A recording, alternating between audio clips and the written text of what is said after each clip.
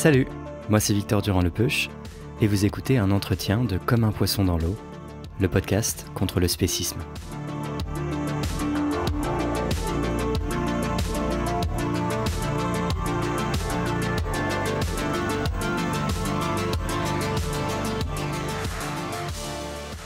Dans l'épisode de la semaine dernière, je vous ai présenté le concept de carnisme.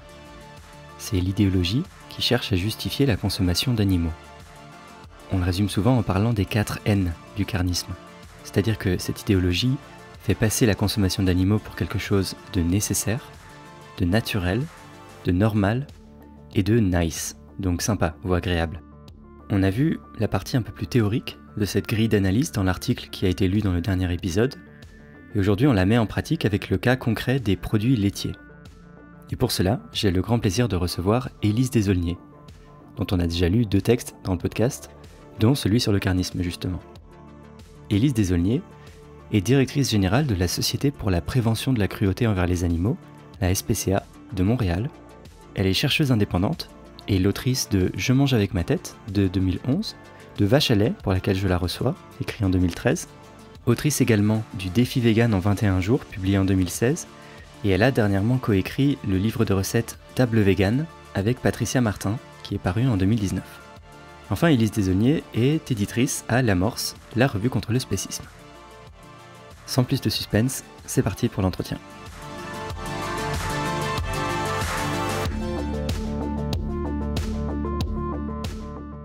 Bonjour Élise Desaulniers. Bonjour Victor. Alors, dans les 2 derniers épisodes, on a parlé de carnisme, qui désigne l'idéologie dominante qui justifie la consommation de viande. En fait, c'est une grille d'analyse qui s'applique aussi extrêmement bien à la consommation de produits laitiers. Donc avec vous, Élise Desaulniers, si vous le voulez bien, on va essayer d'analyser l'industrie du lait en décortiquant les croyances qui encouragent et justifient la consommation de ces produits. Alors le carnisme, c'est 4 N, nécessaire, naturel, normal et nice. Peut-être qu'on peut commencer tout simplement par le premier, nécessaire. Et là, en fait, je pense qu'on va pouvoir aller assez rapidement parce qu'en fait, on a vu avec le docteur Sébastien Demange dans l'épisode 5 qu'on peut être en parfaite santé sans produits d'origine animale et donc y compris sans produits laitiers. Une chose que vous dites dans votre ouvrage Vache à lait, c'est que le lait ne contient aucun nutriment qui lui soit propre et qu'on ne puisse pas trouver ailleurs en fait. Absolument pas. Le lait, c'est quoi? C'est des nutriments, c'est un liquide de croissance qui sert à faire grandir les mammifères. Tous les mammifères consomment du lait quand ils sont bébés, du lait de leur maman. L'être humain serait le seul mammifère qui aurait toujours besoin de lait à l'âge adulte, donc ce qui, de point de vue évolutionniste, semble super curieux. Avant l'avènement de l'agriculture, il y a 10 000 ans, les êtres humains ne consommaient pas de produits laitiers parce qu'on s'entend que pour consommer des produits laitiers, il faut d'abord traire une vache, ce qui était assez difficile avant la domestication. Tout ça est très, très, très récent dans l'histoire. Puis ça, il y a plein de nutritionnistes qui tentent désespérément de l'expliquer. D'accord, oui. Alors du coup, si c'est pas nécessaire pour être en bonne santé, j'ai l'impression que ça a des implications éthiques énormes, parce qu'en fait, si on tire les fils, ça veut dire qu'il n'est pas nécessaire de faire souffrir les vaches, qui en effet souffrent pour qu'on leur prenne du lait. Mais en fait, j'ai l'impression que la souffrance est peut-être moins évidente pour beaucoup de personnes dans le cas des vaches et dans le cas de l'industrie du lait et de la consommation de produits laitiers, parce que on se dit qu'on peut peut-être traire une vache sans avoir à leur faire du mal, en fait. Qu'on peut prendre leur lait et ça peut quand même être peut-être dans leur intérêt, mais en fait, c'est pas vraiment ce qui se passe, non? Du tout, mais même on a l'impression qu'on leur rend service en prenant leur lait. Hein. Si on ne prend pas leur lait, on va le perdre. De la même façon que si on ne cueille pas les cerises qui sont dans l'arbre, elles vont tomber par terre puis elles vont pourrir. Et on voit le lait vraiment de la même façon. Ouais. Quand on regarde l'histoire des droits des animaux et l'histoire de la modification des habitudes alimentaires en cohérence avec ces droits des animaux-là, les gens sont devenus végétariens bien longtemps avant de devenir véganes. Là. On ne voyait pas jusqu'à tout récemment, bon oui, on parle de la naissance du véganisme et tout ça, mais jusqu'à tout récemment, on ne voyait pas le lien entre la souffrance animale, les œufs et le lait. Pourtant, et puis il s'agit d'avoir fait les premiers cours de biologie à l'école secondaire pour réalisé que les vaches ne produisent pas naturellement du lait. Mais c'est con, hein, parce que moi, j'étais bonne à l'école, je suis allée à l'université, je me considérais comme une écolo, mon grand-père était même producteur laitier. Et puis, il a fallu que j'aille prendre une marche avec une amie alors que j'étais devenue végétarienne depuis quelques semaines.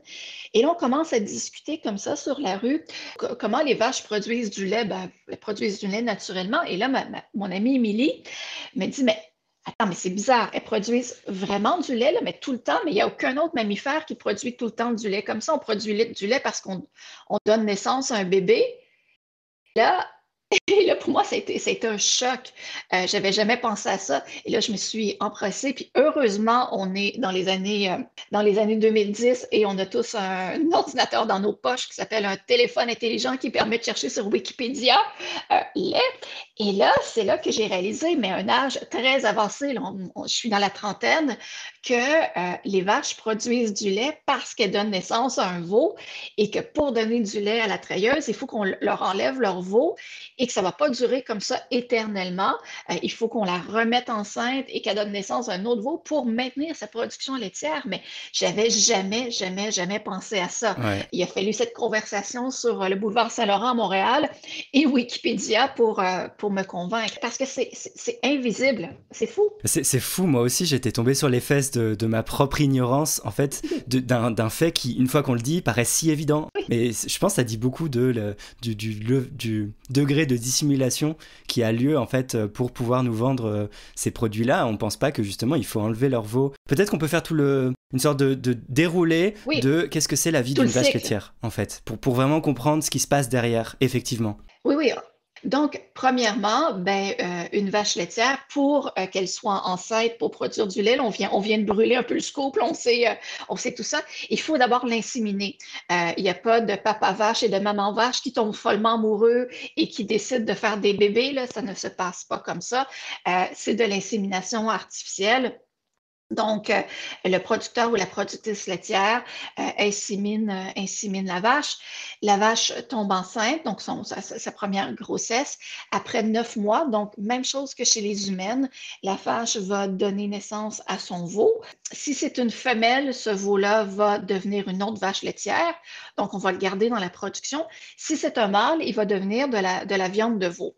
Mais très rapidement, là, puis ça change d'un pays à l'autre, mais en général, c'est autour de 24-36 heures. On va séparer le veau de sa mère, que ce soit un mâle ou une femelle, pour que la vache donne son lait à la treilleuse. Parce que, évidemment, si le bébé reste là, le bébé va sucer le lait de sa mère et il n'y en aura pas assez pour la treilleuse. Le bébé, on va le nourrir avec du lait en poudre. Donc, souvent, du lait qu'on aura retiré de la circulation pour plein de problèmes.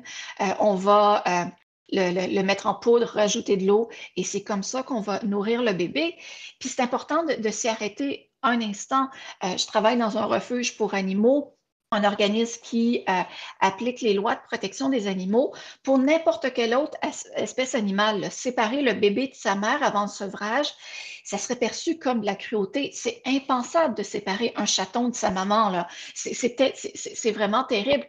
Et tout le monde s'entendrait que séparer un chiot de sa maman, c'est un geste cruel qui va avoir des conséquences sur le développement du chiot. Et pourtant, on fait ça à chaque jour, systématiquement. Même dans les élevages les plus bio, les plus éthiques, les plus merveilleux du monde, on sépare le veau de sa mère. Et puis, on va le faire grandir.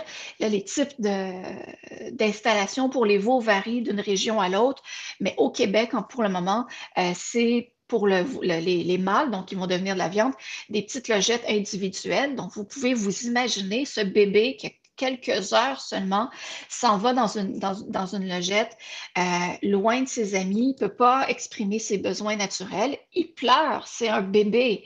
C'est vraiment facile à comprendre. Et la mère, elle, qui vient d'accoucher, qui ne comprend pas trop ce qui se passe, perd son bébé Et là, et puis évidemment, il y a ces hormones qui remontent et tout ça. Et puis, elle va rester comme ça, dans sa logette, hein. Si on est au Québec, les vaches sont en stabulation entravée, sont attachées pour la très, très grande majorité. Dans d'autres régions du monde, les vaches ont accès à du pâturage, mais c'est pas beaucoup mieux. Mais donc, la vache, comme ça, va être treillée à tous les jours. Et quelques mois plus tard, on va la remettre enceinte pour que, au bout d'un an, elle donne naissance à un autre veau, de sorte que sa production reste stable. Parce que c'est une industrie, dans n'importe quelle industrie, on veut que la production soit stable. Ben, c'est la même chose pour la production laitière. Ce qui veut quand même dire que dans le lait qu'on consomme, il y a des hormones de grossesse.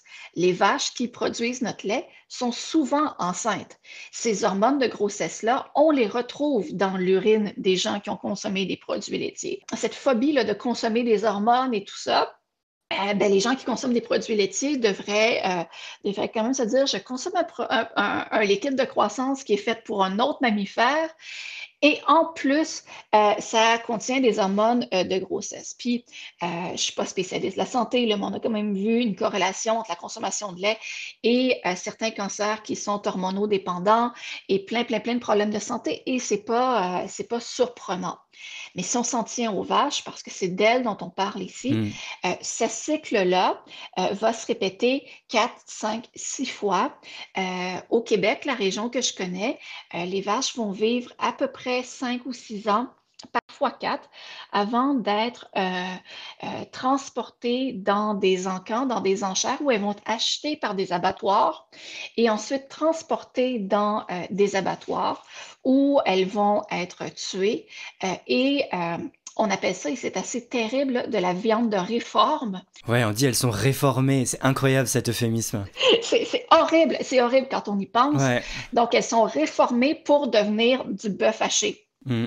Donc, quand on parle de végétarisme, et ça, c'est un des arguments qui m'a vraiment convaincu de militer pour le véganisme et non pas le végétarisme, on se dit, oui, mais tu sais, nous, les végétariens, on ne tue pas d'animaux. On n'en tue pas directement. D'accord, mais quand même, les vaches qui produisent le lait vont être abattues après quelques années pour devenir de la viande. Les pays qui sont largement végétariens, comme l'Inde, par exemple, sont des très, très gros exportateurs de viande dans les pays limitrophes. Mais leurs vaches vont quand même être tuées et transformées en viande hachée. Et les veaux mâles, eux, vont aussi devenir de la viande, là. Donc, industrie de la viande et industrie du lait, c'est vraiment les deux faces d'une même pièce. C'est vraiment la même chose.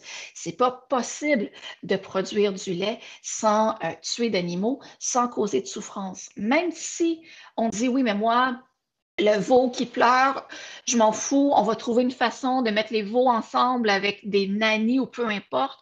On va laisser le veau quand même avec sa mère. Bon, même si tout ça, la vache devrait vivre à l'état naturel une quinzaine d'années, ne va pas produire autant de lait pendant 15 ans. Elle ne peut pas produire autant de lait si on ne lui fait pas donner naissance à des bébés.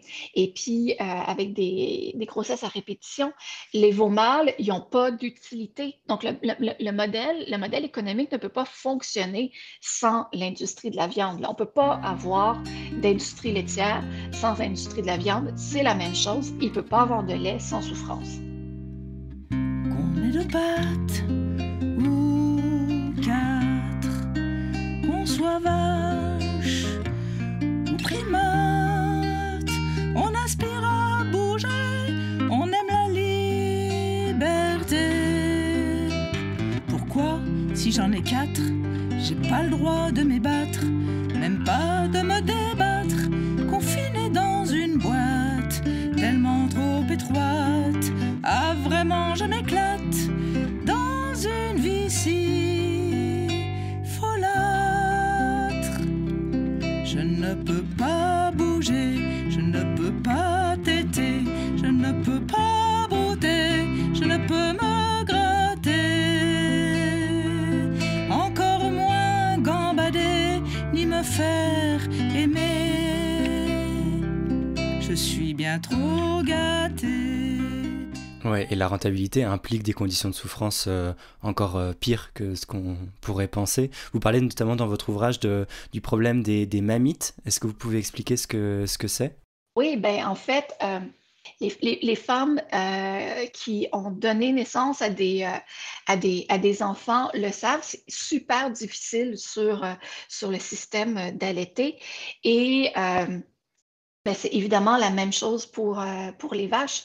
Et les mammites, c'est des inflammations du pie qui se développent parce que ben, les vaches sont branchées sur la treilleuse là, euh, à chaque jour pendant de longues périodes. Donc, c'est des inflammations du pie qui sont super souffrantes, euh, peuvent être traitées avec des antibiotiques, mais ça ne fonctionne pas tout le temps.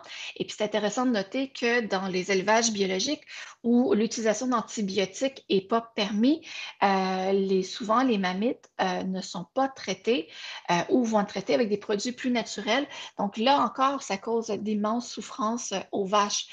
J'ai visité un encan là où on vendait ces vaches de réforme, et le terme m'horripile, là, mais où on vendait ces vaches de réforme aux abattoirs, et on les voit, là, les vaches avec des gros pieds enflés, pleins de pus. Et ça, c'est la réalité, et on ne peut pas faire autrement. On ne peut pas produire de lait de vache autrement que comme ça. Ouais, donc décidément, l'image du bio qu'on a qui serait un peu mieux, en général mieux pour le bien-être animal, en fait, pas vraiment, et parfois même dans certaines situations, plutôt l'inverse. Oui, ben j'ai visité un sanctuaire au Vermont, c'est le sanctuaire Vine de Patrice Jones, qui est une super activiste LGBT, puis qui travaille aussi sur la question animale. Et dans son sanctuaire, il y a beaucoup de veaux mâles qui ont été sauvés. Puis ça, c'est quand même fantastique parce qu'on rencontre jamais de vaches laitières adultes mâles. Et puis c'est super beau, puis ils sont super gentils. Et, mais souvent, la plupart des cas, ces veaux et ces vaches proviennent d'élevage biologique parce qu'on est au Vermont et c'est un État qui est très vert et très bio. Et elle me décrivait les conditions dans lesquelles arrivaient ces nouveaux pensionnaires, et elle-même disait, je pense que c'est pire que dans certains élevage conventionnel. Donc, il faut vraiment, oui, évidemment, sur les emballages, là, sur les cartons de lait, le pâturage est vert et les vaches sont heureuses, là, mais la réalité, elle n'est pas comme ça. Puis je ne pense pas qu'elle soit par sadisme de la part des éleveurs, mais c'est juste le fonctionnement de l'industrie qui est comme ça. Euh, Produire du lait en si grande quantité à un prix qui est accessible pour tout le monde parce que c'est vu comme un besoin de base, là, le lait, c'est juste pas possible en étant respectueux des animaux. Ça ne se fait pas, il n'y en a pas de solution. Mm. Il y a une autre chose qui m'a vraiment extrêmement choqué en lisant votre ouvrage, c'est le fait que la viande de veau, elle n'est pas blanche, elle n'est pas censée être blanche. En fait, la raison pour laquelle elle est... Bah, peut-être que vous pouvez la donner, la raison pour laquelle la viande de veau est blanche. Oui, ben parce que les veaux sont en situation d'anémie. Donc, on a l'impression, je pense que c'est vraiment un truc de marketing, ça, un peu comme le saumon d'élevage qui est rose, mais en fait, dans la vraie vie, il n'est pas rose, il est gris, mais personne n'a envie de consommer du saumon gris, c'est comme moins appétissant. Je pense que la viande de veau, avec la couleur qu'on a, on a l'impression que ça fait bébé, que ça fait lait, je sais pas. Ça fait vraiment longtemps que j'ai pas mangé de veau, et à l'époque où j'en mangeais, pour moi, c'était naturel que ça soit cette couleur-là. Mais les veaux sont en situation d'anémie, donc ils cherchent par tous les moyens à avoir du fer, et ils n'ont pas accès à du fer, donc leur viande est très blanche, et on peut imaginer comme ça peut être souffrant pour eux. Les personnes qui nous écoutent, qui ont déjà souffert d'anémie, le savent, comme on le sent dans notre corps, là, cette espèce d'état de fatigue-là, ben, les veaux le ressentent aussi. Puis, je ne peux pas m'empêcher de penser à d'autres bébés animaux, mais ça serait impensable que pour avoir, je ne sais pas, tel comportement chez un chien, on dise, ouais, mais tu sais, on va le priver de fer et puis il va être plus doux, mais ça ne fait pas de sens. Ouais. Et on le fait pour des veaux. J'ai l'impression que je suis vraiment atterré par le nombre de souffrances qui sont encore plus inutile et surajouté à la souffrance de base pour des choses aussi futiles qu'une couleur de la viande à la fin, quoi. C'est vraiment le spécisme à son extrême, le spécisme dans toute sa splendeur, j'ai l'impression. Quand on dit qu'il y a plus de souffrance dans un verre de lait que dans un steak, ça paraît une phrase un peu marketing là, de militants antispécistes qui veulent déranger, mais quand on regarde les faits, c'est la réalité. La vie d'un bovin d'élevage qui va devenir un steak, évidemment, elle n'est pas extraordinaire, là. Il est souvent dans des parcs d'engraissement, entassé sur ses congénères. Il va être transporté à l'abattoir puis il va être tué. Mais c'est, je vais mettre des gros guillemets, que ça, alors que quand on regarde le cycle du lait puis la vie d'une vache, où sa souffrance va s'étendre pendant 4, 5, 6 ans, celle de ses veaux, les mâles, les femelles, les mastites, la vie des veaux, tout ça mis ensemble, c'est dégueulasse. Pourquoi? Pour du lait dont on n'a pas besoin. C'est, quand on y pense, un peu con, hein? Qu'on ait deux pattes ou quatre, qu'on soit vache ou primate, on aime les plaisirs et puis pas trop souffrir. Pour mieux m'anémier, mes muscles atrophiés, vous me donnez à manger que du petit lait caillé. Vous préférez ma chair blanche et sans aucun air, que ne ferais-je pour vous plaire? Pour toute liberté, je vais pouvoir tituber sur cette allée en fer, sous vos coups de bâton, aveugle sous les rayons de cette brusque lumière. Vive le sport en plein air. Alors, vous avez obtenu le Grand Prix du journalisme indépendant au Canada pour un article qui s'intitule « Les vrais mâles préfèrent la viande ». Et dans cet article, il y a un passage qui a particulièrement attiré mon attention et j'aimerais vous demander de le lire si vous êtes d'accord. Pour ma part, c'est après être devenue végane et antispéciste que j'ai découvert le féminisme. Précisément, l'épiphanie est arrivée pendant l'écriture de Vache à lait, alors que j'avais en pleine face l'exploitation des vaches parce qu'elles sont des vaches. Inséminées artificiellement, séparées de leur veau à la naissance, attachées toute leur vie et forcées de produire pour la treilleuse, les vaches sont exploitées jusqu'à la dernière goutte de lait. Alors, je trouve vraiment intéressant le lien que vous faites ici avec le féminisme. Est-ce que vous pouvez nous en dire un peu plus sur ça? La découverte des liens entre l'exploitation animale et la place des femmes dans la société a été pour moi vraiment, comme je l'ai dit dans le texte, une autre épiphanie, là. Comme cette fois-là que j'ai réalisé en marchant sur le boulevard Saint-Laurent à Montréal que les vaches ne produisaient pas naturellement du lait. J'avais déjà entendu parler d'autrices là, qui sont bien connues dans le monde antispéciste comme Carol Adams. J'avais vraiment jamais lu, ça me semblait pas pertinent. J'avais aussi entendu parler de féminisme. Évidemment, j'ai fait mes études en sciences politiques. Je voyais que ça existait, le féminisme. J'avais des collègues qui étudiaient en concentration féministe. Puis pour moi, j'ai honte de le dire aujourd'hui, mais ça me semblait un petit peu dépassé. J'avais un peu l'impression que ces femmes-là s'inventaient un peu des problèmes, s'intéressaient à des choses un peu poussiéreuses et dépassées. Je voyais pas d'enjeu réel. J'ai pu comprendre que dans l'histoire, les femmes ont eu besoin d'accéder au droit de vote et tout ça. Mais pour moi, le jeune étudiante, l'égalité des hommes et des femmes était acquise. Et puis, j'aimais vraiment mieux, moi, m'intéresser aux trucs sérieux, genre politique internationale, administration publique et tout ça. Et j'ai honte de moi aujourd'hui. Et donc, j'écris Vache à lait dans un café et je suis assise aux côtés de quelqu'un qui va être important dans ma vie plus tard, Martine Delvaux, qui est une prof de littérature à Montréal, autrice féministe aussi. Et parce qu'on boit plein de café une à côté de l'autre et qu'on est toutes les deux attablées avec nos ordinateurs portables en train d'écrire, on commence à se parler de ce qu'on écrit. Martine est en train d'écrire Les filles en série, dont on va peut-être reparler un peu plus tard, et me parle des femmes qui sont oppressées par le patriarcat et tout ça. Et là, moi, je suis en train d'écrire Vache à lait, Là, je vois tout de suite qu'il y a un lien. Là, on le voit dans le texte que j'ai écrit quelques mois plus tard, qu'on a cité il y a un instant. Et là, je suis vraiment bouleversée. Et là, je vais commencer à lire Carol Adams, que j'avais rejeté pendant tant d'années. Et puis, le premier lien qu'on peut faire, c'est que le système de domination qui permet l'exploitation des animaux, dont on parle amplement sur ce balado-là, ben, c'est le même système d'exploitation qui rend possible l'exploitation des femmes.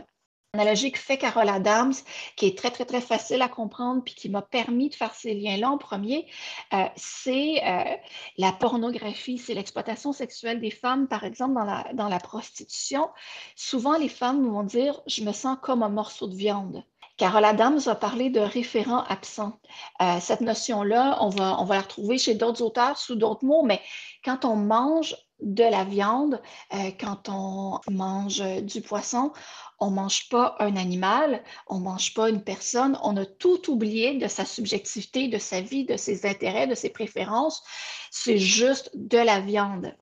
On oublie la personne qui était derrière. Ben, quand on consomme de la pornographie, quand les hommes vont dans des salons de massage où des femmes souvent en situation d'illégalité leur produisent des services sexuels, ils ne s'intéressent pas à la personne qui est derrière ça. C'est juste un morceau de viande qui est là à leur service. Et déjà là, on voit ce parallèle-là. Souvent dans les magazines porno, on va le voir, là, cette image, la femme qui est comme de la viande aussi, je me Chosifié, rappelle, ouais. chosifiée. Voilà. Et puis, à partir du moment où on voit ça, en fait, on voit le parallèle vraiment partout, partout, partout, partout, partout. Et c'est quand même intéressant, même si on regarde dans la langue en anglais, husbandry, c'est élevage, mais c'est aussi husband, le mari, le père de la famille. Ouais, ça c'est fou. Et de la même façon que le père contrôle sa famille, sa femme et ses enfants, il contrôle aussi ses animaux. Et puis évidemment, la situation des femmes s'est améliorée au cours des derniers siècles, je le nie pas, mais n'empêche qu'encore aujourd'hui, ce déséquilibre-là existe et davantage présent dans certaines sociétés que dans l'autre. Mais je lisais récemment qu'en Inde, par exemple, les femmes fournissent 80% des organes des reins qui sont transplantés, mais ne reçoivent que 10%. Les femmes disent dans des témoignages qu'elles se sentent comme des machines à produire des organes. Les hommes marient des femmes pour avoir un rein. On n'est pas là, un peu comme dans ce qu'on voit avec les animaux aujourd'hui dans l'élevage, et puis des parallèles comme ça, là, je pourrais en faire pendant des heures et des heures et des heures. D'accord, ouais, c'est la même logique d'appropriation des corps en fait. C'est fou cet exemple avec l'Inde, ouais.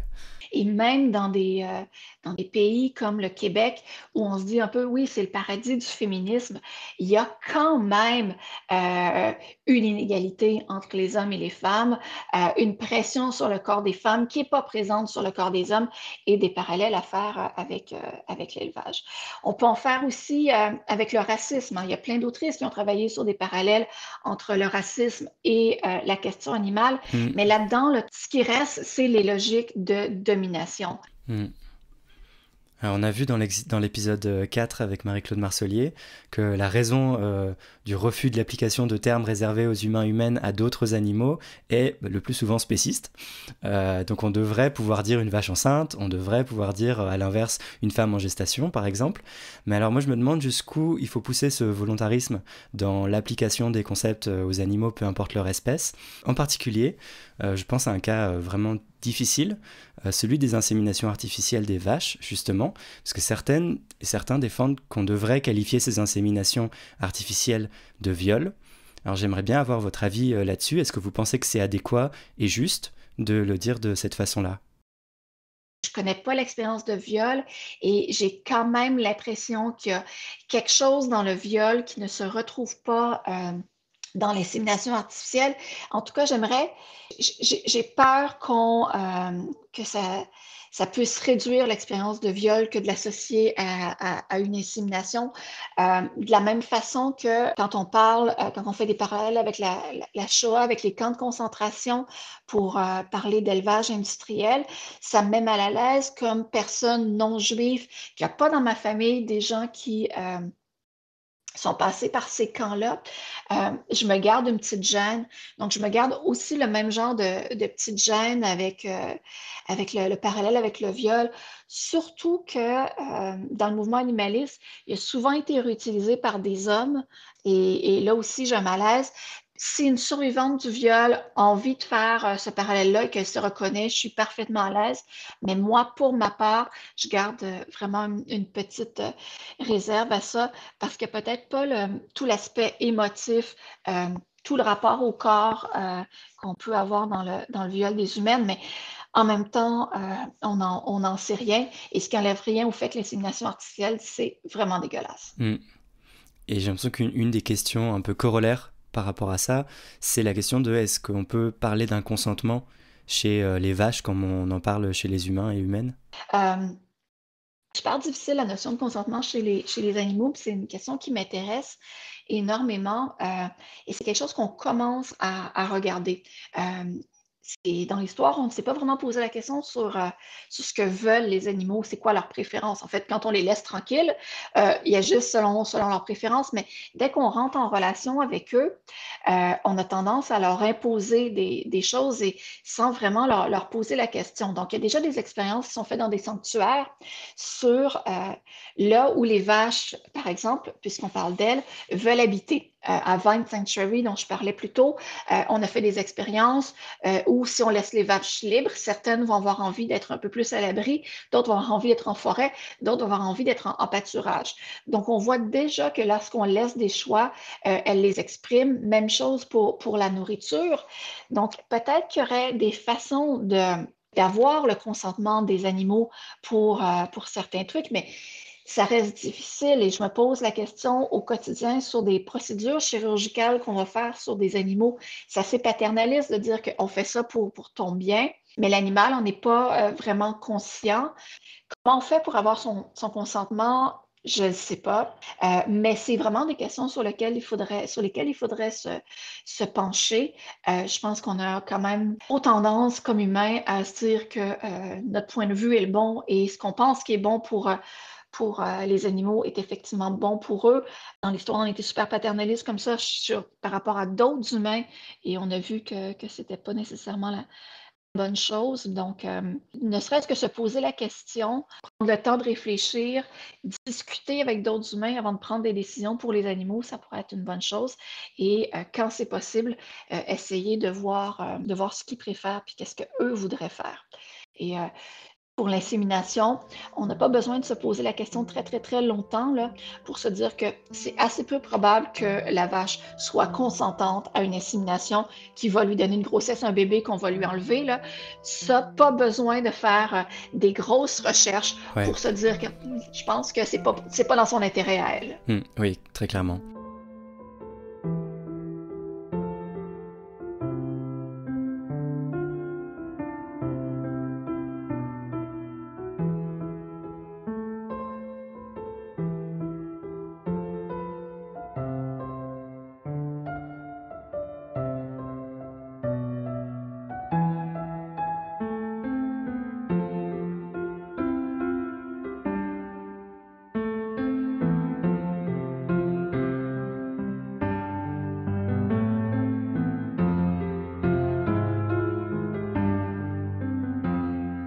Les veaux s'en iront pleurer dans les champs. J'irai boire à ta coupe le lait sacrificiel. Ce lait produit pour ton petit, mais que les humains s'approprient. Trop tôt, tu seras réformé, euphémisme pour dire tué, et de tes membres disséqués, on nourrira nos invités. N'ayant cesse de négliger la triste vie présupposée par nos pratiques délétères. Je ne peux pas me taire.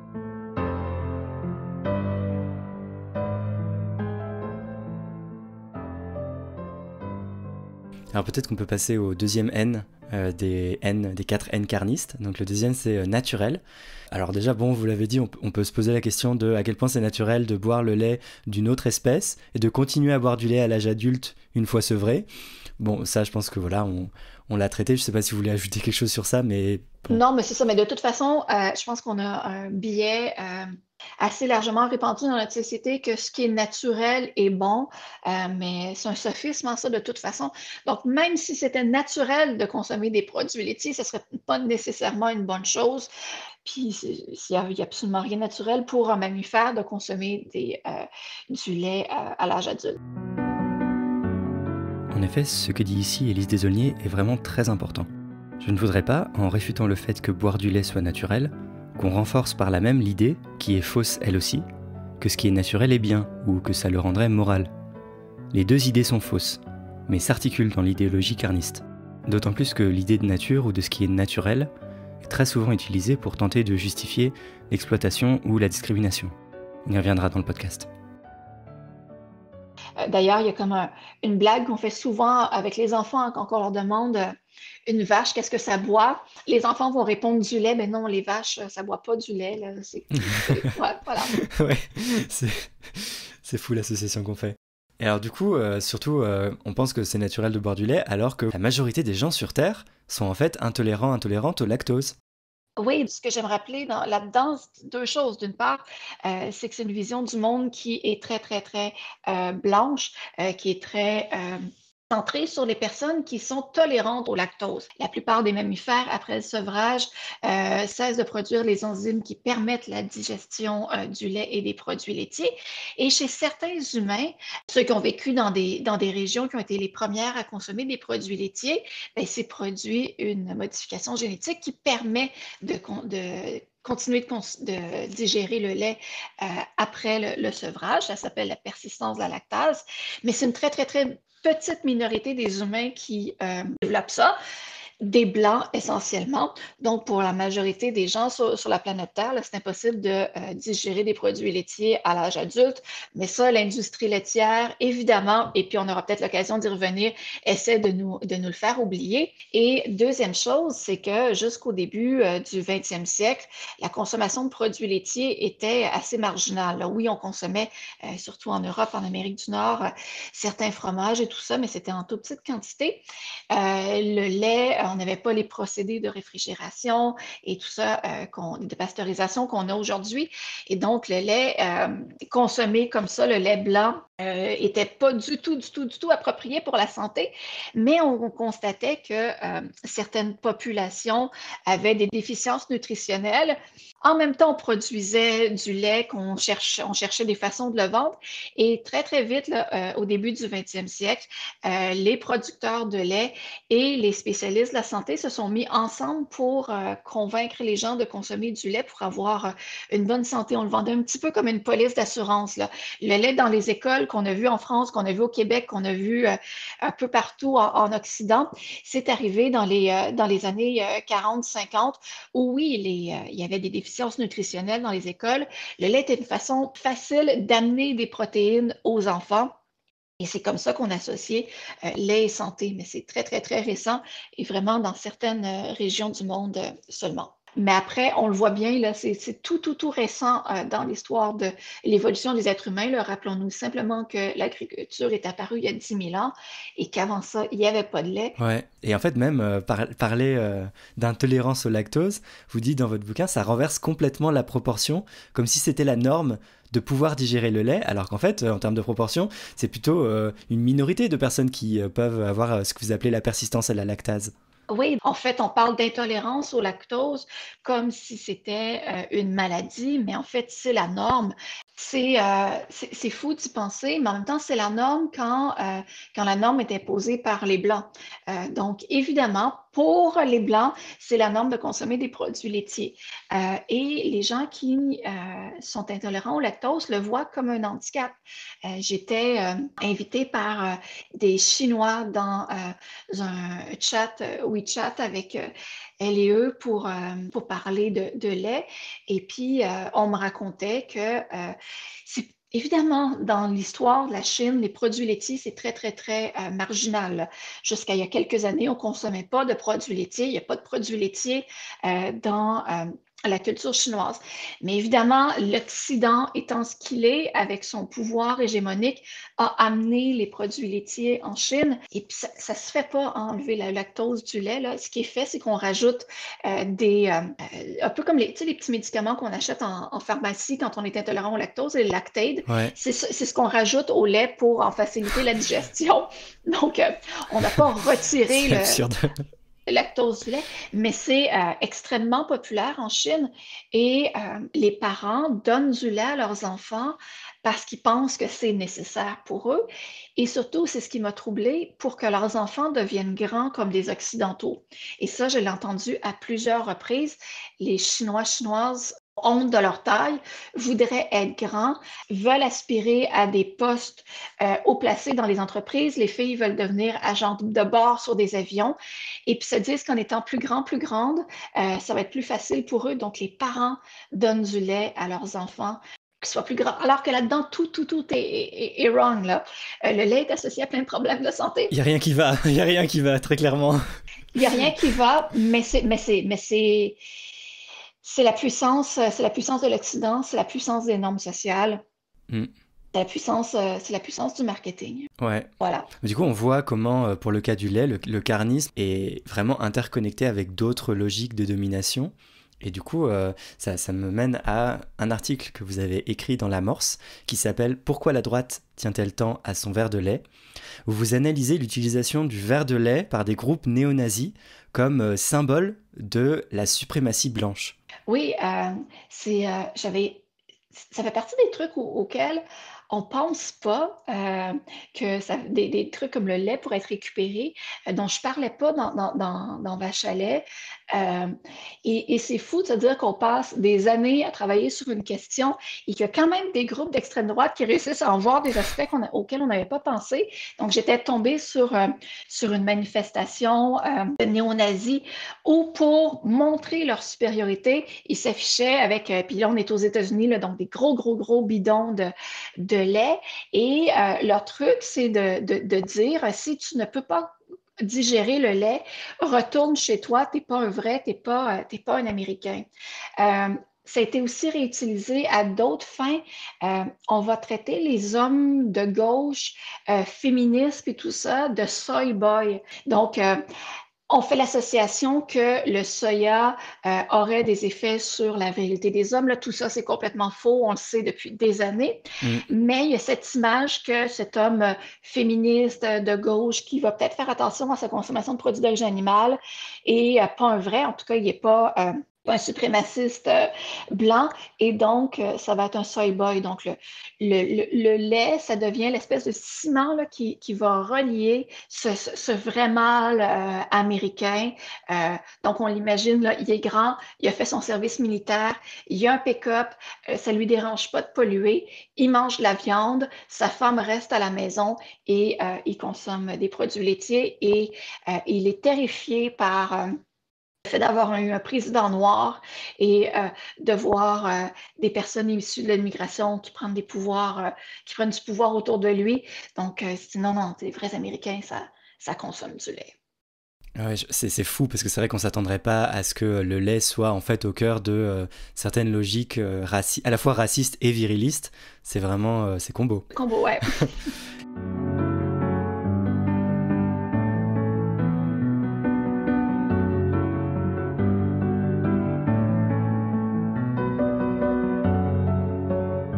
Et alors, par rapport à ça, il y a un autre aspect qui est propre au Canada. Il y a eu récemment une refonte du guide alimentaire. On en a parlé brièvement avec le docteur Sébastien Demange. Cette fois-ci, pour la première fois, le guide alimentaire a été refait sans que les lobbies soient à la table de l'élaboration, en fait.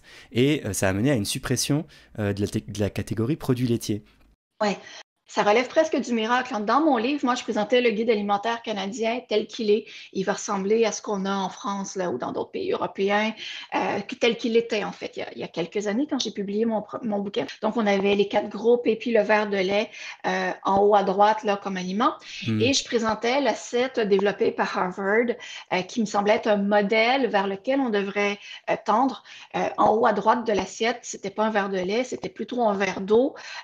Et puis, il n'y avait pas de groupe propre aux produits laitiers parce que, comme on l'a dit plus tôt, il n'y a rien qui est dans les produits laitiers qu'il n'y a pas ailleurs. Et il y avait un groupe de protéines, il y avait des légumes, il y avait des céréales et tout ça. Et il y a quelques années, le Canada a entrepris un processus de réforme de son guide alimentaire. Et contrairement à toutes les autres réformes où les lobbies se sont fait entendre, là aussi, ils ont fait leur travail de lobbyisme, mais ils n'ont pas été écoutés. Les fonctionnaires en charge du développement du guide ont décidé d'écouter la science et non pas les lobbies. Évidemment, quand les premières versions du guide, le préliminaire, sont sorties, on l'appelait, puis là, je blague pas, là, mais à la chute de la civilisation, si on enlevait le groupe des produits laitiers, et ça allait être terrible. Et l'industrie laitière canadienne, ce fleuron dont on est très fiers, allait s'effondrer, tout ça. 3 ans plus tard, à peu près, malheureux, mais il n'y a rien qui a changé. Heureusement, on a une référence, là. On peut quand même dire, regardez, c'est pas nécessaire de consommer des produits laitiers. Même le guide canadien, alimentaire canadien, on n'en a plus, mais dans les supermarchés, partout, on ne voit pas vraiment de différence. Peut-être que, puis c'est le cas partout en Occident, on consomme un petit peu moins de lait liquide, mais les fromages et tout ça sont évidemment en croissance. La consommation de lait n'a pas vraiment diminué.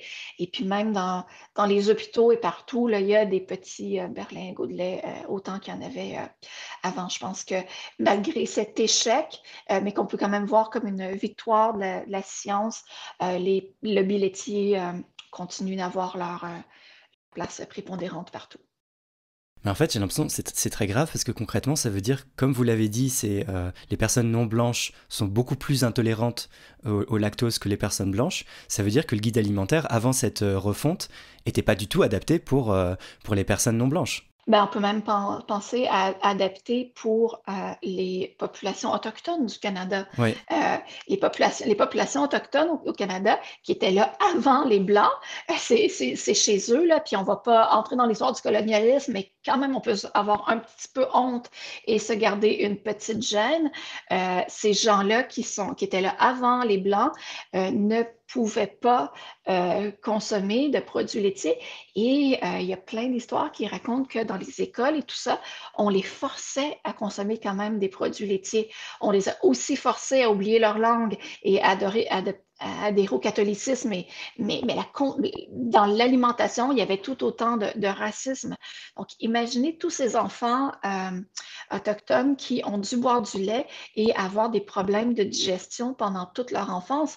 Et peut-être que c'était le moindre de leur mal par rapport à tout ce qu'on leur a fait subir, mais n'empêche que ça fait aussi partie du portrait. Et moi, je raconte dans le livre que il y avait des immigrants vietnamiens qui sont arrivés à mon école quand j'étais au primaire et c'était super bizarre de ne pas les voir consommer de produits laitiers et tout ça. Et puis, on finit par en consommer comme tout le monde parce que c'était la norme, parce qu'ils voulaient être des vrais Canadiens comme nous, les Blancs. Donc, oui, c'est assez dégueulasse. Aujourd'hui, il y a des guides alimentaires qui sont adaptés aux différents groupes issus de l'immigration. Le Canada a quand même une vision très multiculturelle. C'est un peu moins le cas au Québec. Là. Le Québec va peut-être ressembler un petit peu plus à la France sur certaines approches, mais au sein du Canada, c'est très multiculturel. Et donc, il y a des versions du guide alimentaire dans plein de langues. Et c'est super chouette là, de voir le guide alimentaire adapté à ce que les gens mangent réellement. Ça fait réaliser la suprématie du blanc parce qu'un guide alimentaire avec un berlingot de lait, du steak et des pâtes, ça ne ressemble pas du tout à ce que la famille sri-lankaise mange quand elle arrive au Canada et puis ce qu'elle va trouver dans ses épiceries sri-lankaises de Toronto.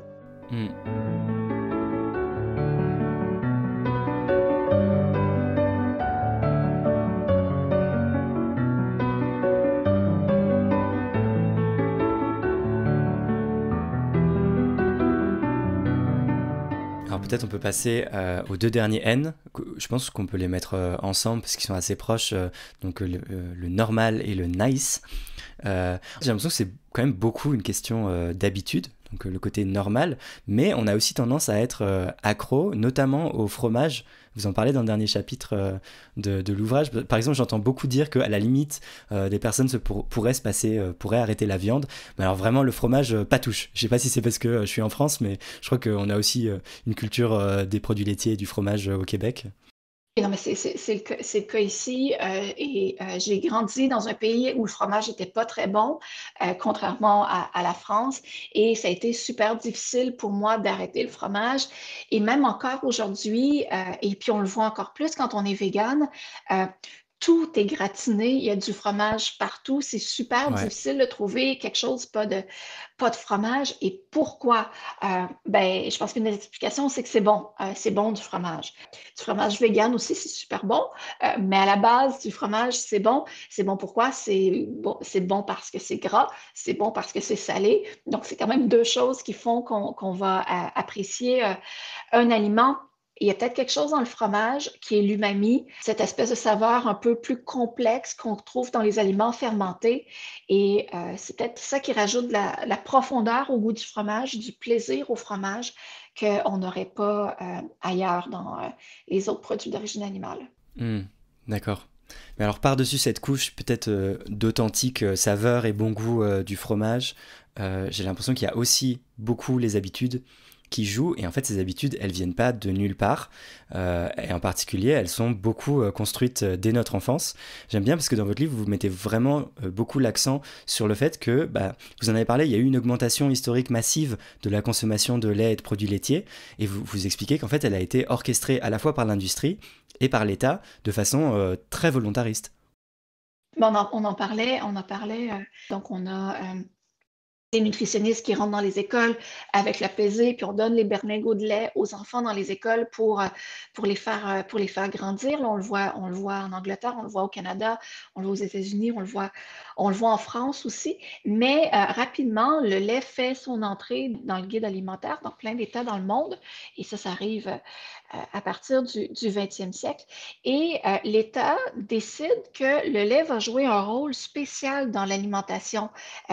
On l'a pas pour d'autres produits, groupes de produits alimentaires. On n'a pas des pubs de poulet ou des pubs de brocoli à la télé, mais on a des pubs de lait qui sont payées par des lobbies de producteurs laitiers, mais on a presque l'impression que c'est des pubs gouvernementales parce que c'est le produit générique.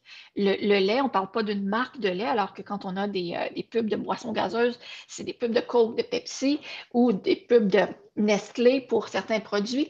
Là, c'est le lait. On ne voit pas ça ailleurs. Le fameux en France, les produits laitiers sont vos amis pour la vie, ou je crois qu'au Québec vous en avez un différent, c'est un verre de lait c'est bien, mais deux c'est mieux. Oui, oui. Et il y a eu plein d'itérations de ça. Et puis les pubs de lait au Québec sont passées dans la culture populaire parce que c'est des pubs qu'on a vues partout, qui font partie de notre histoire, de notre enfance. On se rassemble autour de ces pubs-là. Il y a quelque chose d'assez extraordinaire, mais même d'un point de vue économique, l'État aussi fait en sorte que le lait reste un produit accessible et qui n'est pas soumis aux lois du marché comme d'autres produits alimentaires. Le brocoli, par exemple, pour parler de lui, ou les lentilles, il y a de l'exportation, de l'offre, de la demande, les prix fluctuent. Dans le cas du lait, et là, ça varie d'un pays à l'autre, puis en France, depuis la création de l'Union européenne, c'est un peu différent, mais encore ici, donc nous, on est encore dans l'ancien modèle de gestion de l'offre, c'est un marché qui est complètement fermé, donc il n'y a pratiquement pas d'importation de produits laitiers, il y a des grosses, grosses, grosses barrières à l'importation. Il n'y a pratiquement pas d'exportation, mais le prix est contrôlé par l'État. Donc, imaginez-vous, là, le prix du lait, c'est décidé à la Chambre des communes par des élus qui l'adoptent et tout ça. Puis ça va être le prix de base du litre de lait pour permettre son accessibilité à tout le monde, comme si c'était l'aliment de base que tout le monde devait pouvoir s'acheter. Mais on n'a pas ça pour le brocoli, puis on n'a pas ça pour les lentilles, puis on n'a pas ça pour d'autres produits, juste le lait. Quand on pense à des soutiens à l'alimentation, par exemple, pour les femmes enceintes qui ont des revenus insuffisants, il y a des fondations qui leur offrent 3 produits: du lait, du jus d'orange et des œufs. Comme si ces produits-là étaient un peu miraculeux, là. C'est quand même très, très, très, très, très bizarre et ça reste la référence ultime, là. Le prix de la pinte de lait, parce qu'on parle encore de pinte de lait au Québec, c'est la référence ultime. C'est le produit de consommation que tout le monde doit avoir dans son frigo. C'est ce que, si on n'a pas de lait dans son frigo, on n'est pas des bons parents et on est des gens qui mangent mal. Ça reste vraiment, vraiment, vraiment curieux, tout ça.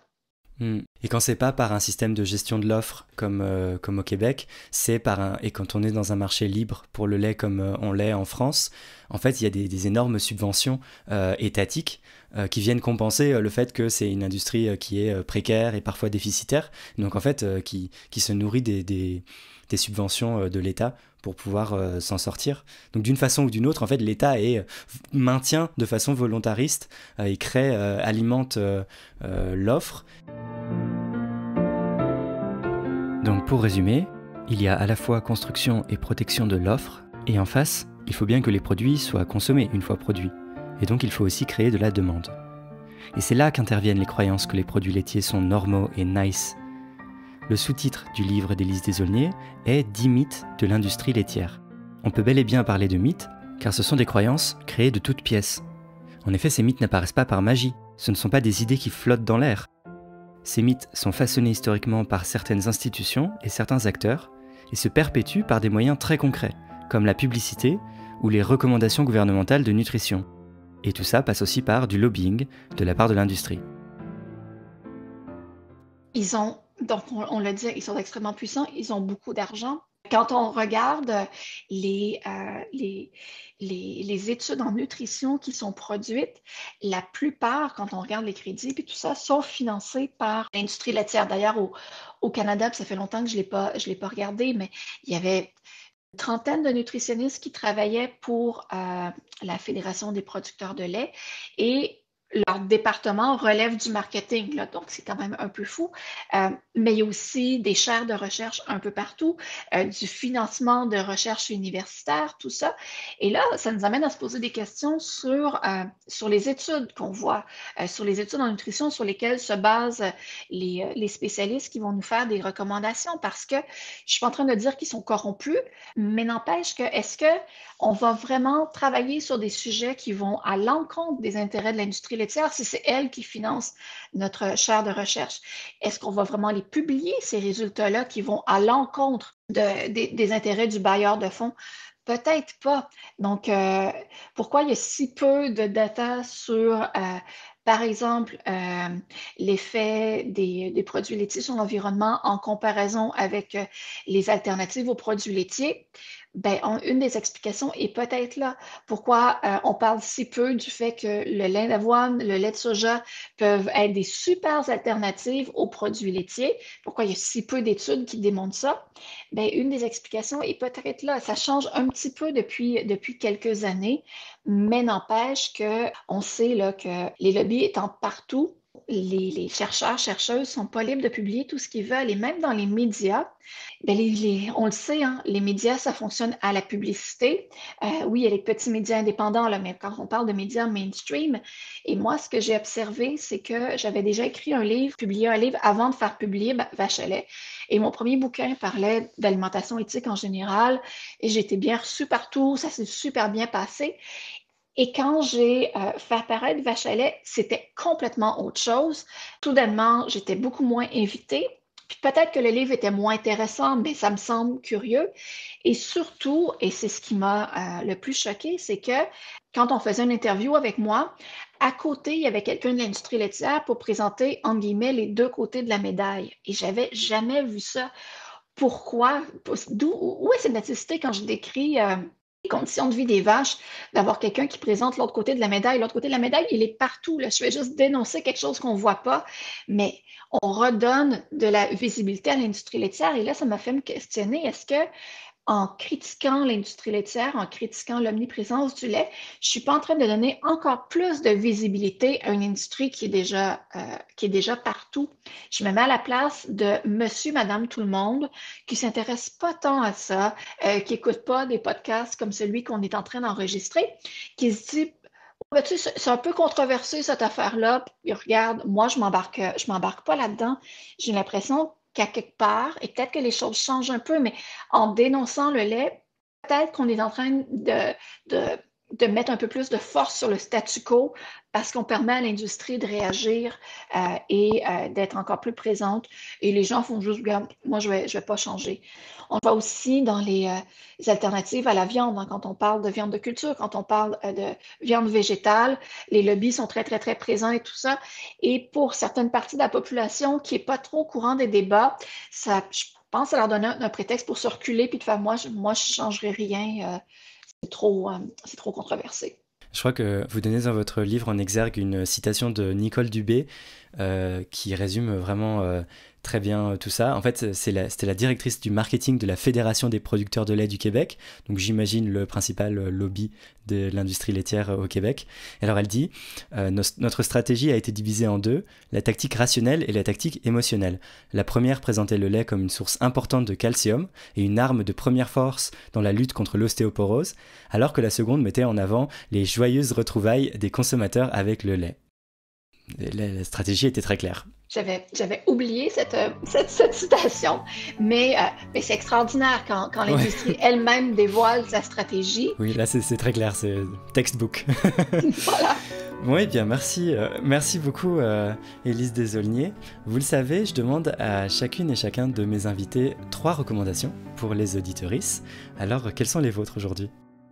On en a parlé brièvement, mais je ne pouvais pas m'empêcher de recommander Les filles en série de Barbie au Pussy Riot de Martine Delvaux. D'ailleurs, Martine est en tournée en Europe en ce moment, donc peut-être que vous allez la voir dans une librairie près de chez vous.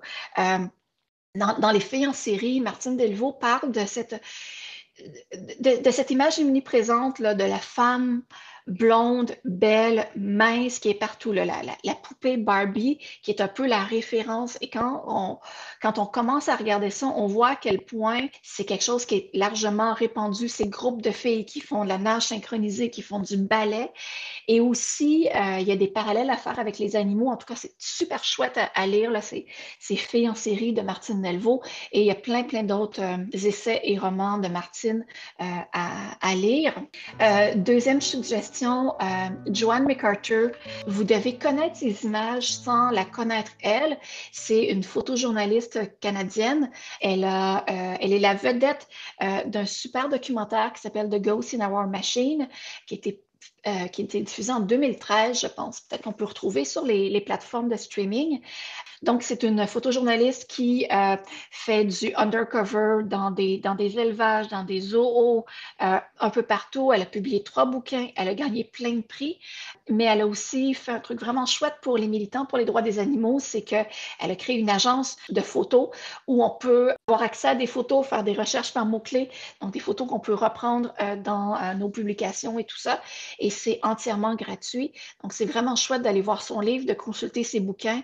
Son histoire est vraiment touchante aussi dans The Ghost in Our Machine et c'est une Canadienne, donc je ne peux pas m'empêcher de la saluer. Et troisième recommandation, c'est un Français, Martin Page, un très très chouette bouquin qu'il a publié il y a quelques années, Les animaux ne sont pas comestibles, qui raconte un peu comment lui a commencé à s'intéresser à la question animale. Et puis, quelque chose on en a plein, hein, des livres qui parlent de la question animale et tout ça, mais j'ai souvent l'impression qu'il faut être un petit peu convaincu pour les lire parce que c'est des essais, puis parce que c'est des lectures qui demandent peut-être un peu plus d'effort parce que c'est des essais. Martin Page, c'est un romancier, c'est un super bon romancier et dans Les animaux ne sont pas comestibles, c'est un récit, fait que Je fais un gros cliché, là, mais ça se lit comme un roman, mais il y a vraiment une sensibilité qui est différente, qui touche l'imaginaire, puis peut-être que les personnes qui nous écoutent sont déjà convaincues, mais c'est un bouquin que moi, j'offre souvent à des amis qui veulent une première approche, puis je sais que c'est quelque chose qui va être facile pour eux, puis ils vont passer à travers, puis après, ils vont lire plein d'autres choses, mais c'est un livre qui est doux, et puis c'est aussi super bien écrit. Et il y a quand même un vrai plaisir littéraire à lire Martin Page. J'espère aussi qu'il y a des gens qui passent dans le podcast d'une façon ou d'une autre et qui ne sont pas forcément encore convaincus. Donc voilà, ça fait un bon endroit pour commencer. En tout cas, je mettrai toutes les références dans la description de l'épisode. En tout cas, voilà. Merci beaucoup, Élise Desaulniers, d'être venue dans le podcast. Merci, c'était super agréable.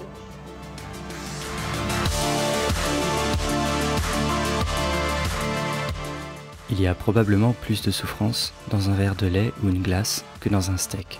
Élise Desaulniers l'a dit dans l'épisode et c'est en fait une citation du juriste et philosophe Kari Francione. J'espère que cet épisode vous a plu. Si c'est le cas, n'hésitez pas à l'envoyer à vos amis qui ne savent peut-être pas encore ce qui se passe dans l'industrie du lait. La semaine prochaine, pas de lecture mais un épisode spécial. Suivez le podcast sur Twitter ou Instagram pour savoir dans la semaine de quoi il sera question. Un grand merci à Ixabel, chante activiste égalitariste, pour avoir accepté que je diffuse sa chanson dans le podcast. D'ailleurs, je vous laisse avec la fin de cette chanson qui s'intitule « Ce que vaut une vie ». À la semaine prochaine, bisous. Son nid, pour toute tendresse, voilà que l'on me presse sur les êtres affolés, longtemps m'a séparé, leur chair tremblante, nos sueurs étouffantes, quelle caresse charmante. Ce voyage en camion, sans air au ni décor, s'est avéré si long que plusieurs en sont morts.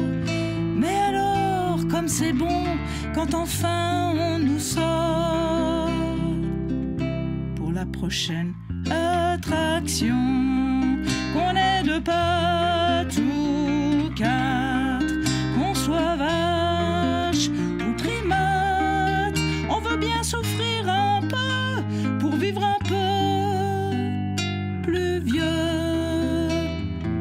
Sortir du labyrinthe, orienté par les plaintes, l'odeur de la terreur, suspendue par une patte, au manège en hauteur, soudain ma tête éclate. C'est la fin du bonheur. Dans la charcuterie où vous payez ma tête, elle est dans votre assiette, alors vos boucheries. Vous faites des théories, car le bien-être des bêtes